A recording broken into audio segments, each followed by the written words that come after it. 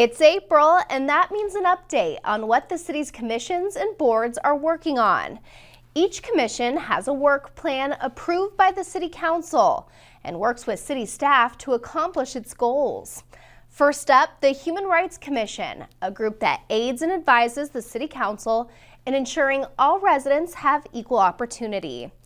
The commission has been working for about a year to start welcome meals in Bloomington, and the first two were held in March.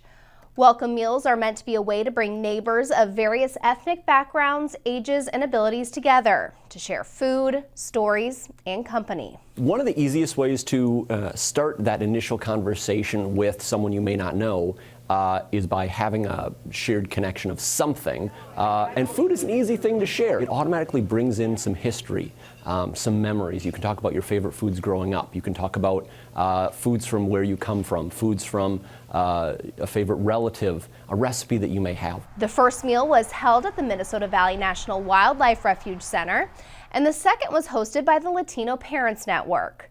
The next welcome meal will be an Italian night on Friday, April 6th at 6 p.m. This meal is sponsored by Bloomington residents and will be held inside a home.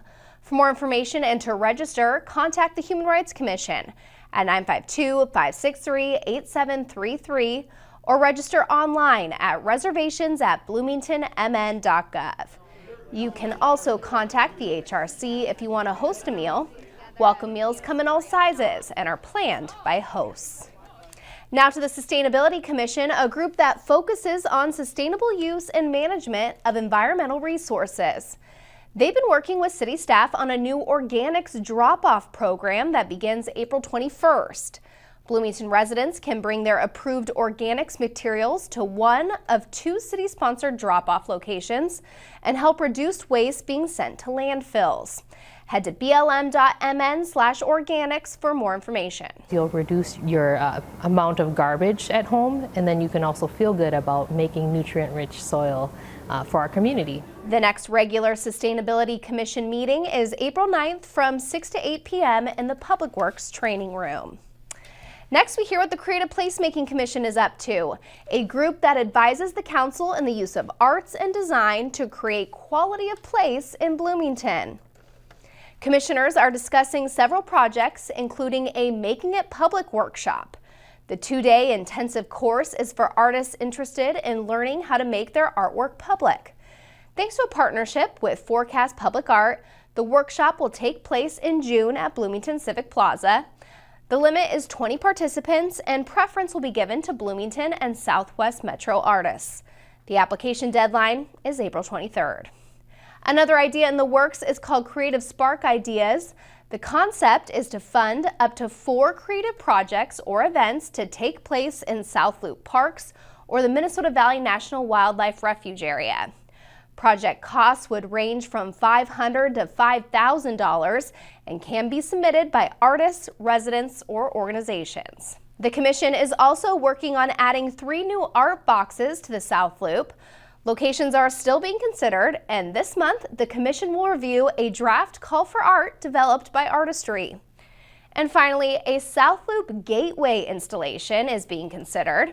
A new iconic large sculpture and South Loop sign would be installed to serve as an entrance point into South Loop. Now to the Housing and Redevelopment Authority Commission, a group that governs the activities of the HRA. There was no early March meeting, but in February, a resolution was adopted approving the Section 8 Management Assessment Program. That's an annual report on how the assisted rental program and staff are performing. It's sent to the Department of Housing and Urban Development, and the Bloomington HRA received the highest performance rating. The commission also approved the Community Development Block Grant. It's used for deferred home improvement loans in Bloomington neighborhoods and funds the West Hennepin Affordable Housing Land Trust. The trust will use its share of the grant money to build 3 new affordable homes in Bloomington. The commission also recapped another successful home improvement fair that was held on February 24th and hosted 1,300 guests. The next home improvement fair will be in February of 2020. Upcoming meetings for the HRA Commission are April 10th at 5:30 p.m. in the Dakota Conference Room, and April 24th at 5:30 p.m. in the council chambers. Next, we see what the Planning Commission is up to, a group that advises the council on development proposals and standards, long-range planning, and transportation issues. At the Commission's upcoming April 5th meeting, there are 3 items on the agenda, including a request for a conditional use permit and final site building plans for a 550-unit self-storage facility. It would be at 9100 West Bloomington Freeway. For the April 26th meeting, 2 items are on the agenda, including a comprehensive guide plan amendment and rezoning request for a proposed Hyatt House Hotel. It would be built on 5 existing parcels on the 2300 block of East 86th Street and East Old Shakopee Road. For a complete agenda for both meetings and staff reports for each item, head to the city's agendas, webcasts, and documents page 1 week prior to the meeting. Now to Parks, Arts, and Recreation, a commission focused on development, improvement, and maintenance of city parks, as well as recreation and cultural arts programs. Last month, the commission heard an update on the community outreach program. Parks and Recreation is working to grow and build partnerships throughout the city to improve programming as well as make current programs more accessible through translation of documents, increased communication, and outreach events.